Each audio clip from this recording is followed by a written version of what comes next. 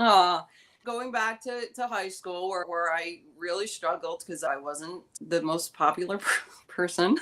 And so it was hard for me. And I loved music. Like music was my escape. Music took me away. And I loved it was the 80s and I loved the hair bands, the Motley Crue and all of that stuff. And Poison had pretty much just come out. Maybe they had been out for a year or so. And I loved Poison.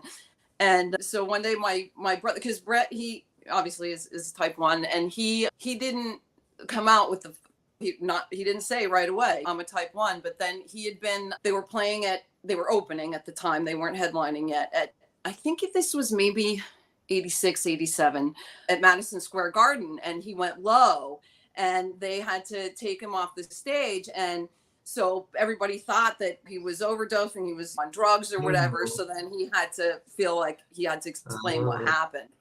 So that was in the magazines and whatever. My brother, I remember one day he came running up to my room and just barged in, which we're in high school and we're not like buddy at the time. Come on, give me my space. And he was just so excited to tell me. And to me, it really put everything in perspective, because here's someone that I looked up to and admired, and I didn't know. Like it wasn't like I was like, people see me walking down the street, they know that I'm type 1, they know I'm different.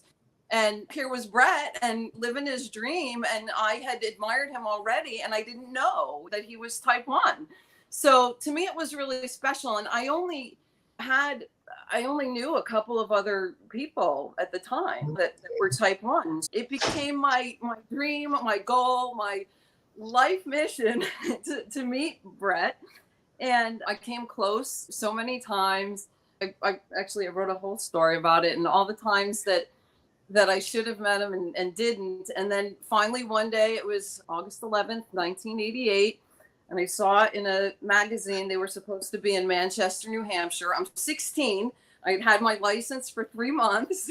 And I got in the car. I told my mom I was going out because I knew she wouldn't want me driving to Manchester by myself. I'd never been that far.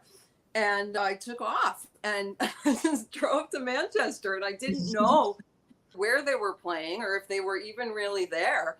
And long story short, I was just driving around in Manchester, New Hampshire, and I saw these tour buses parked in front of a hotel. So I drove in. There was like a U-shaped driveway, and I drove in. I couldn't park, but then I saw Ricky Rocket, the drummer, outside skateboarding, and I lost it. And I parked my car across the street. I ran over, and it was just like tears. And I said to him, I asked him, is Brett around? And he got, yeah, I'm just the drummer. You just want to sing. So then I explained it to him. And he was just so kind, and he was like wiping the tears from my face and said, oh, he'll be down. He said, you'll get to see him. So I waited all day, and I saw I saw the whole band but Brett. And then finally, and there was I don't know, maybe 20 people there. And they were still the opening act. They were opening for David Lee Roth at the time. And so finally, Brett came down, and everybody just backed away because they all knew my story. And I just ran up. Oh my God. And he was just so kind. And he left me a ticket to the show. And yeah, just really sweet. And so then after that, I was like, oh, all I need to do is find their hotel. And so my mom, she let me skip school whenever they were anywhere in the vicinity, Providence, New Hampshire, Massachusetts. And I would just go to the hotel. And after the next couple of times, I would see him at the hotel. And so he would leave me tickets and passes, and my friends would get to go backstage. And it's just really the kindest what we get. And it's just that bond. And I've met other just through Poison and Brett, some of my very best friends. Oh. Yeah, and it's just so fun. And all these years later, and they're still kicking, which is pretty good. Wow, that's a great story.